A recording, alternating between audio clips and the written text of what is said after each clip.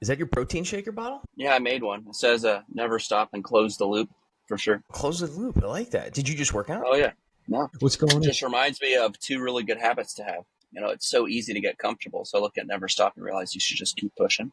And then close the loop is important because there's so many things you need to do, but there's a lot of things you forget to do. So if you Mm. close the loop, it helps make sure that. I think I took it from the hospital. It's part of like an ACLS. You tell somebody to go get something, and they say, "I got that."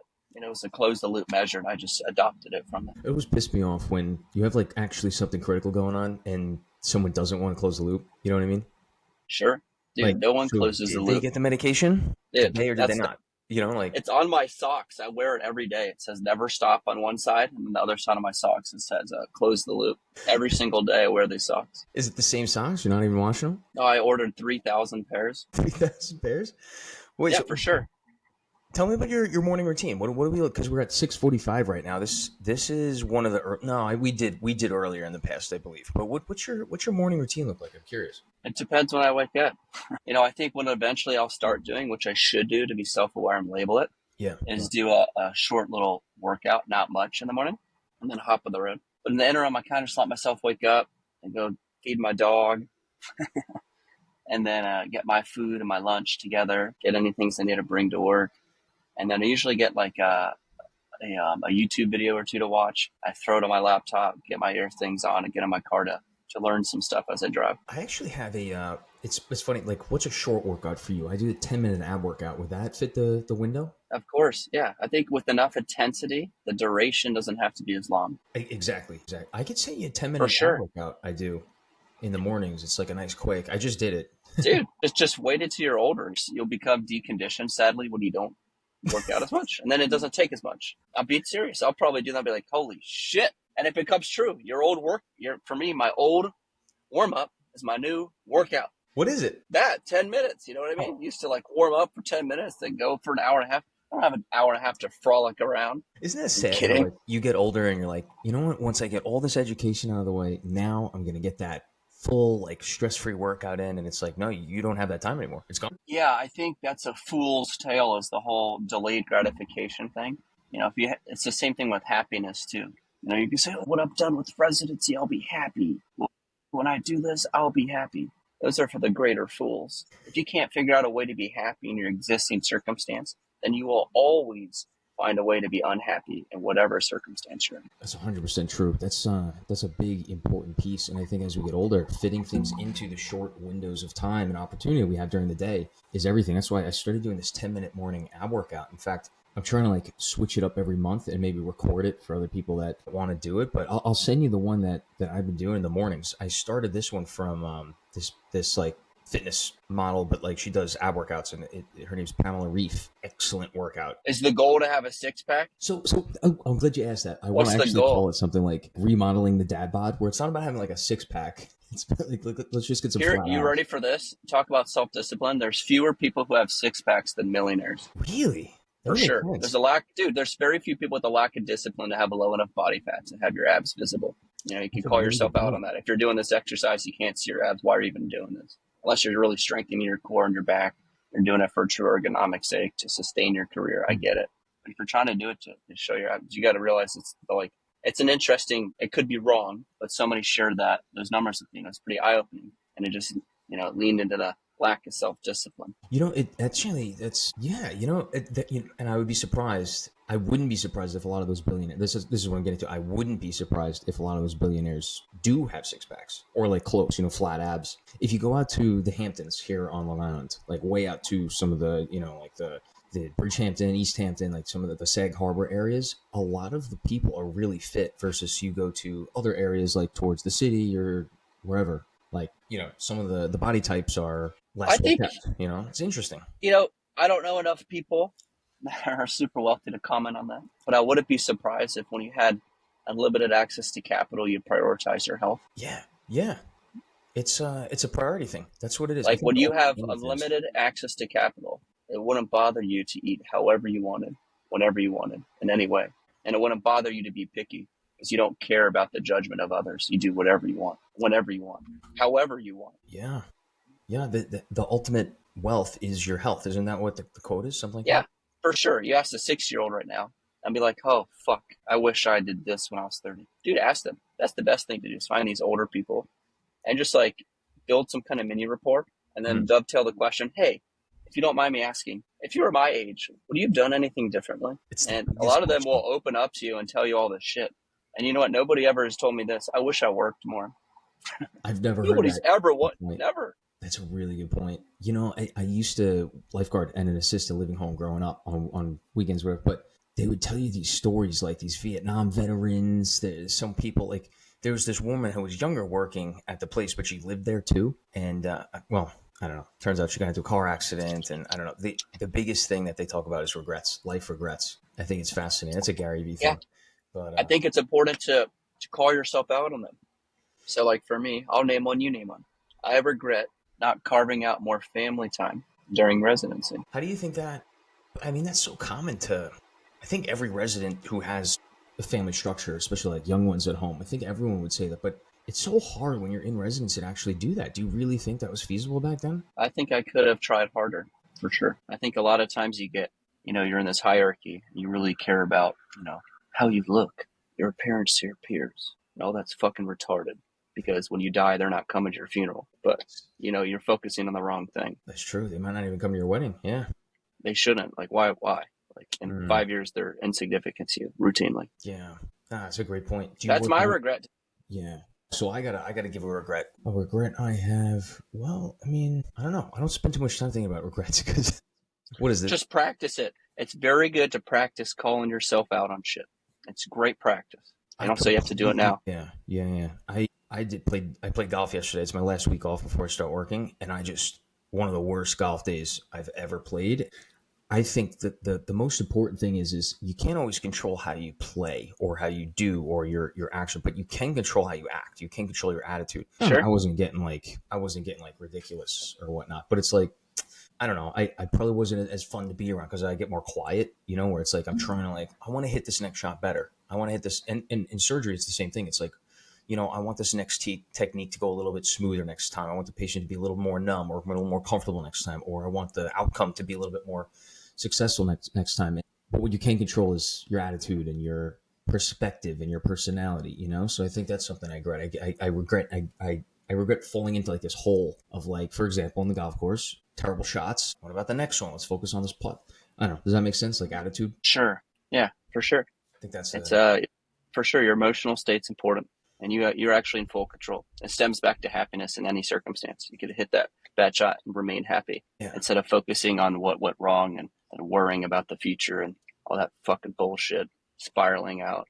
For sure, your reaction to the given moment is a controllable thing. You'll find lower at. Go ahead.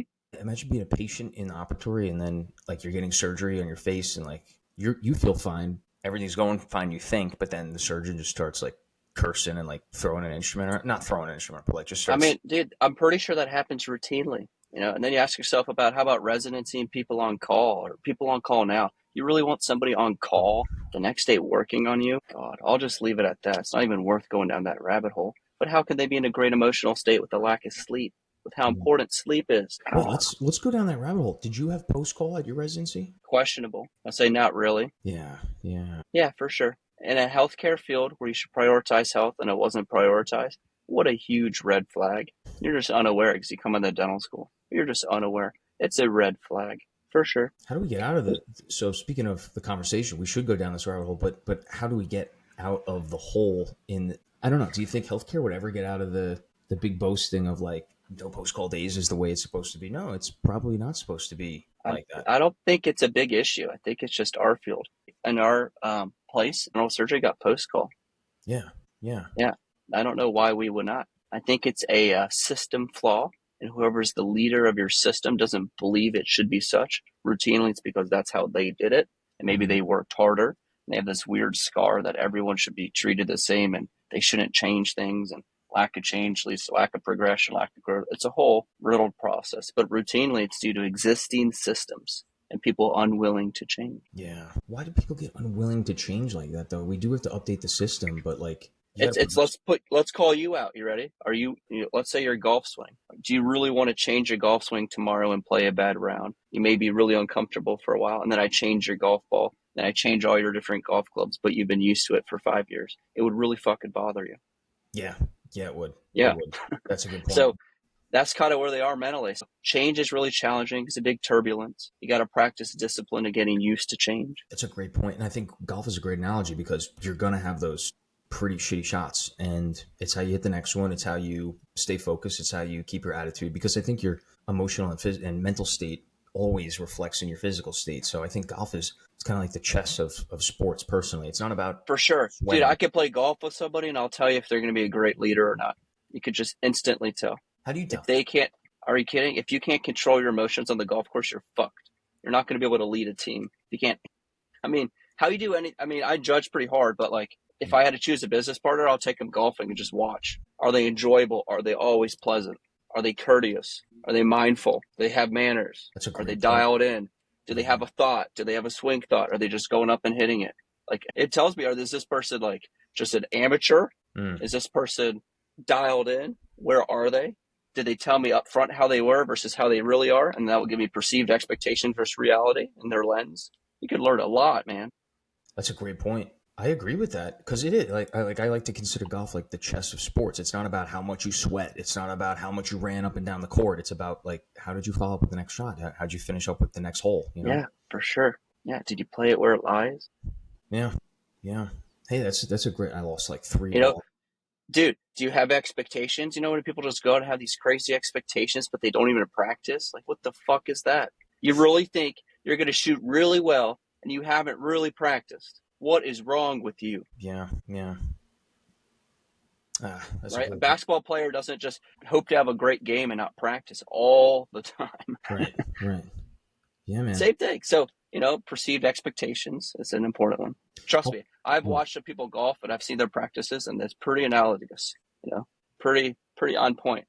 How often do you play golf? Do you get out much because you have the family? No, I would say I don't play golf much. It's not in my season of life. Yeah. It's not what I want to prioritize. I'll probably prioritize it more in about a year. My son's about to turn 4. He'll probably start doing a golf camp and we'll probably join some country club. And then I'll start doing it as an activity with him. Didn't you used to play golf? Was it high school, college? Yeah, I played before.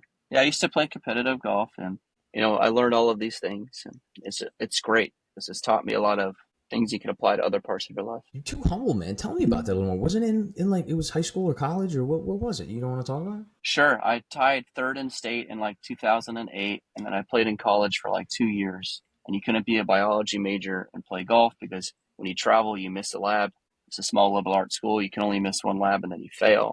So it just was not possible. So that I transferred schools. So I transferred like the second semester and it wasn't golf. And I just said I gave up. But I'm happy. I'm very happy with my life choices. Are you going down a regret hole? No?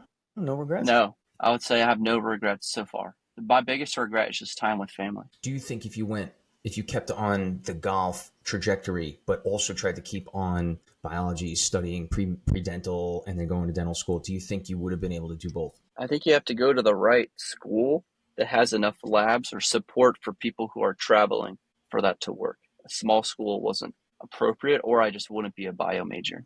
And which you transferred from one school to another. You said you did try to keep up golf at this other school, maybe because it was more... But I gave up. Hence why on my socks and on my water bottle it says never stop. I've made mistakes for sure. I'd say the majority of my mistakes were from stopping. It's probably stopping. You usually get comfortable and stop. It's very routine. But it sounds like this wasn't a mistake to stop playing golf and pursue more focusing on pre-dental and getting into dental school, no? No, but you could look at it as a moment in the road when you gave up on something. You'll find it's a lot of people throughout your life will just commonly give up on shit. And then they'll try to pick it up and they'll say, man, I'm just not good at that. You'd be like, why are you labeling that? Your toddler's 3.5. He's just not good at walking. You're going to give up on that? It's fucking retarded. Like, you don't know how many times say, I'm just not good at math. Or, I'm just not good at taxes. Or, I'm not good at stretching or yoga. What the fuck's wrong with you? Fucking learn. You know, uncomfortable shit. Have some self-discipline. Put 100 hours into it and you'll be really good at it. Like, what is wrong with you? I'm just not coordinated. They have all these self-limiting, conditional thoughts. God, run away from those people. Run. That's a really good point. As soon as somebody says that, just don't even listen and walk away from that conversation in a group of guys. Just walk away. Seriously. This will be the best life advice I give. I love it. I love it. The reason why I asked about sports and on your pre-dental path to dental school and such is because I played basketball in college, but my last year, I stopped playing. And I have a similar story, actually. It's funny. I transferred to continue playing basketball after they stopped the program at my other school. Where did you go? I went to NYU Poly, which is now NYU Tandon School of Engineering. It's in Brooklyn, so it's not in the main campus Manhattan part. But they cut off. They bought the school 7 years earlier. It was Brooklyn Polytech, an engineering school in Brooklyn. They made it over 7 years into their engineering school because they didn't have one. They wanted to expand as a university, but they cut off all their athletics in the middle of my second year, in the middle of the season. They're like, this is your last season. And we were like, we were recruited. They cut off like several sports teams. So anyway, I transferred to continue that. And then at the new school, it just didn't fit like with the team. I wasn't a bad basketball player, but it just wasn't working on my trajectory to going to dental school, just like you said. So it's a similar story. And I don't regret not playing that last year. Sure. That's an interesting story. I bet you that is interesting. Maybe it's more common than we think.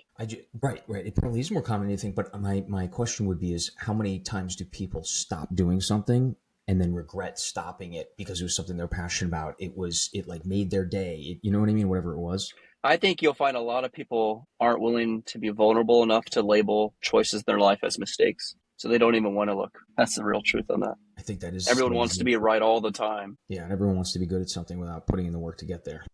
Yeah, so I'd say, who knows? Who knows? You know, I wouldn't be with my wife or my child, and I like them a lot, love them. You know, it's hard for me to even think what life would be like. That's a great point. Are you on your way into work right now, or are you going? Where are you going? Yeah, in like 10 minutes I'll leave. Just sitting in my car right now. Yep, we have, I think, a bigger case this morning. You got a bigger case? Wait, can you tell me what's going on? Wait. Just a full arch, nothing crazy. Oh, just a full arch. No big deal. One jaw, two jaws? Just one. That's exciting. Hour two of upper jaw, lower jaw? Upper. How many implants you planning? Oh, I don't know. 6 maybe. 6 or 5. Nice. You're going to hang over with It's okay. Plenty of bone, not pneumatized? Plenty of bone. I'm not doing those crazy cases. Thank you, no. Guided, non-guided, right? No, I think we're using a guide. I think I'm doing a non-stackable. Non-stackable. Oh, okay. So you're just going to put it in there. You got the bone pins. Did you plan it on DTX, Blue Sky, or? I don't know. Some guy planned it for me, and then I just looked at it. It looked okay. Yeah. And then you get to go in the office. Do you like to review cases the night before or the morning of? I don't know what you're talking about. I look at this weeks ahead. Oh, well, of course, weeks ahead. But like, did you like? You know what I mean? Like, it's a bigger case. Do you like to look at it? No. At the end of the day, the day before them? I look at it a week before. I make sure it's fuck-up proof what we need to do. We have everything we need. We make sure everyone who needs to be there is be there. A day or two, we just look to have everything. And then I'll go in a little early today to set things up and make sure it's all dialed in with the team. Okay, yeah. So like the morning of rather than the night before. I got it. Yeah. I usually like to do that too. Yeah. Oh, that's good. That's fun. Is that one of your favorite? Are you? No, it's not one of my favorite things. Are you finding time to shadow other surgeons? I am. I mean, when you say other surgeons, anyone doing oral surgery in the private setting? Yeah, I'm going in to see my boss, TMJ Botox, this morning. That's why I wanted to ask you about that next. Yeah. What about other people other than him? I haven't looked into other people yet. I would challenge you to learn from as many different models as possible, as long as he doesn't get bothered by you doing that. I like that. I like that a lot. That's a good point. I need to do that. Yeah, you don't know what you don't know. And you're going to think how your boss does it is the right and best way there is. Yeah. But it probably isn't. That's a good point. I'm just... Right? My goal on this is to help you develop your own reference group. And it's very common that people don't even know what a reference group is. And instead they just assimilate into a practice and stagnate. Mm. But if you keep looking around, you'll keep seeing different people do different things different ways. Yeah. And then when you're young and you don't have a lot of earning potential yet, it's not a big opportunity cost to go leave and go check things out early on. Right. No, and that's a great point. I'm not saying I wasn't planning on doing it. I was thinking of kind of just staggering it with boards. So like right now is boards studying I got like 5 months, right? And then after that, I was thinking the second half of the year, go all in on meeting other general dentists that I can talk to about bigger cases, implants and stuff, shadow more surgeons so I can work on my skills and craft. Sure. But now you're pushing this off a year from now. So I'm calling you out on this. You can make time. February, first week of February. I'm just going to call you out on this. You could find time for this if it was important enough to. True. No, you're right. My boss. You're board studying. What is your plan for board studying? In the mornings I'm doing, you like this.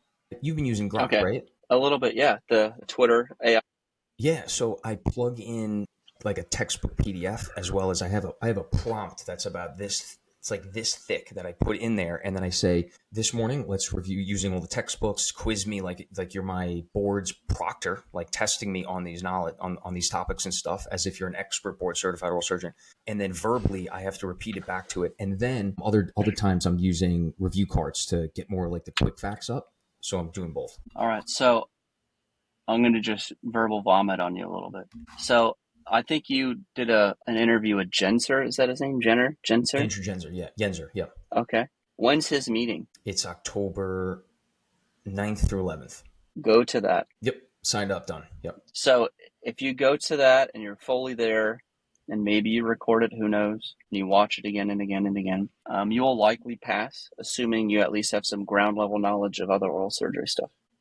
So that will reassure you on things. Because you'll find that even though you're doing this cool grok thing, it's really how you articulate the knowledge, kind of like how we're talking now, and not get stuck, stutters, etc. And I think that's kind of the game of it. They want to make sure you're a confident surgeon, but you're not just rattling shit out of your ass, but you're actually saying things. Right. So I found that really helpful. There was a moment where I was studying and I had no kind of guidance. And then I watched like 1.5 of those. And instantly I felt extremely confident to pass. And then we developed our own strategy to do those exact models of how we did it on our own topics. Who's we? And then just me and 2 other people. Nice. And then we just passed. I don't know what I'd got. So, and I'm not the most educated on this. So my advice or reassurance to you on this is go to that. And then once you go to that, transform your studying strategy to be only that. Because it's how you articulate things. It's more important than what you read. No, that's great advice. That's exactly what my plan was. Yeah. Perfect. So don't get too worried up until then. Just do some general reading on areas. Red flag yourself for areas that you're truly weak on. There's a lot of red flags. And then, all right, name two. I need to work more on, I would say probably medical management of patients, right? Because that kind of gets, it's been 4 years since I did my anesthesia rotation. Not as an excuse. As far as like emergency management, and like the anesthesia. I totally know. Move on. I got you. Medical management. What else? Orthognathics. Okay. Workup. Great. Workup. Totally great. You don't need to know much for the workout. For sure. You just needed, you just look at them. For sure. And your answer could just almost always be double jaw. Oh, okay. Well, I prefer double jaw, so I would go, yeah. Yeah, for sure. And on a genio. Great. Yeah. Hey, great. So my weakness was flaps too. And, you're going to be totally great. So lovely. And the best part about your one red flag is dive in deep on that because it will be relevant, the med management. And it's all in that book. You just kind of repurpose it in your own way. Yeah. About like what to do for a laryngo, what to do for a broncho, and then now hypertension, hypotension, an allergic reaction. And that's kind of everything. Oh no, they braided a little bit. How do you do Brady? Okay. And then you're Gucci. I love it. Yeah. Do you give okay, they go pulseless, ACLS, something like that. Yes, like ACLS management, yeah, or ATLS management, yeah. It's good though. You need to practice that, so it's lovely timing. Yeah, it is. And what I'm doing is because there's like 9 or 10 different sections. It's where it's like orthognathics, you got sedation, you got like adult medical management, you have like child medical. I just plug this prompt in and then I input that topic where it's like orthognathics, and then I do it with grok, and it's like quick 30 minutes, but you learn something new every time, like phlebitis, whatever, but it's anyway, it's a pretty cool study strategy. I thought you'd appreciate that because you use grok too. Yeah, I use it for searching. I think what you said is pretty sophisticated. That sounds great. We'll see how it goes. So anyway, just go back to where this all stemmed from is I think I really just want to get the boards out of the way first, and then after. Sure. How do I explain this? I'm looking to like meet dentists in their offices on my drive to work every day, or like 3 times a week or something. And then you're joining an established practice. Correct. Yeah, he's got 8 offices. Yeah, they're gonna refer there regardless of you. He wants us to take hours out of our schedule twice a week. Sure. But I don't want to do that. I want to see you in the morning. I'm just letting you know, like they're not referring them because of you. But yeah, I agree. You should try to build and grow the practice for sure. And then learning surgery after the board's out of the way. That's, I don't know. It's just, there's only so much you could do at the same time. I'm not making excuses, of course, but I'm just saying you could always find time for 1/2 day every other week to go shadow somebody for 2.5 hours. If you're willing to, if you really wanted to, you don't have to. But your biggest ROI is surgical skill. and learning different systems to make a good choice instead of locking yourself into a system because you didn't do enough due diligence. Absolutely.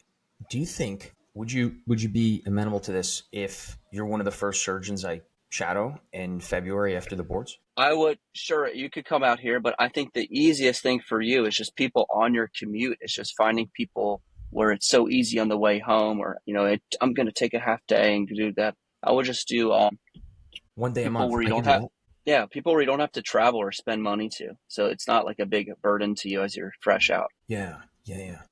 I can do Maybe that. even people outside of where you work. So like, let's say you go east, maybe west. Let's say you go east is north. Oh, I like that. Yeah, I could take a Dude, morning. you don't understand what you can learn. There's so much to learn.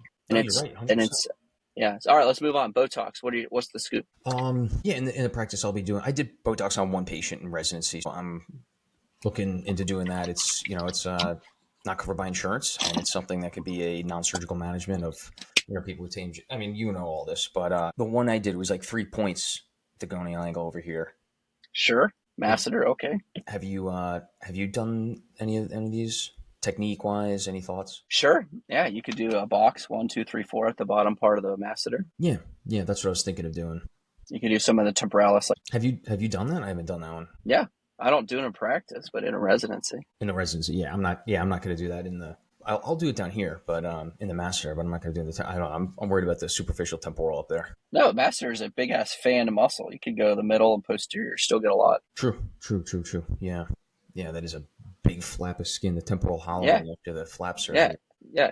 Don't worry about that artery. It's way up front. All right. I'll consider that. Okay, yeah, I don't know, like the units, how many cc's per push? Because for sure. You could do 4 units per push or whatever. I think we used to do I think we did 40. I think it was 40 and 40. So it was like, math is kind of like 7 or what's math on that? 10 per, like 40 here, 40 there. Kind of what we did. So 10 per spot. Got it. Mm-hmm. Got it. I like that. Sweet. Yeah, it wasn't much I didn't ask you about on No worries. There's no right or wrong. Well, there's different companies. There's Evolus, Dysport, Allergan. Yeah, I got to see what because it again, it's the practices. She's got like 8 offices, and yeah, we'll see. That'll be a conversation for another day about trying to get towards partnership, ownership, like in that direction. But for another day. But yeah, all right. Hey, we're at about 30 minutes. How are you looking on time? I'm good. I got another 5 minutes if you like, or we could be done. Whatever is best for you. My goal for this is really just to inspire people and to change their view on their life and to be more accountable. All of these things I wish I had learned when I was 18. So just trying to instill it to others. I love it.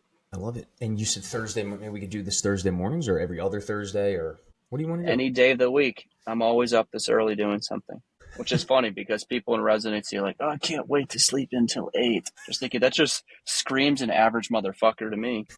You crack me up, man. It's so true. I just think to myself, are you kidding me? You just went through all of this to then just take your foot off the gas? What the fuck's wrong with you? No, gas is to be put down after residency. There's no right or wrong, but my God, it's just a different type of person. That's just not who I am. I'm not built that way. You live to work. I want to get up and relentlessly go after my goals each day. And then I'll probably be done with my goals in a third of the amount of time as my friends. Because I'm relentlessly going after them. And I'm carving out my life. On Friday, I drive up to Colorado for a whole week, living on my terms, how I want, when I want. In October, I'm going to Hawaii. November, I'm going to Colorado again. So it's not like as much as I'm die-hard work kind of type of person. Like I'm just all in each aspect of my life.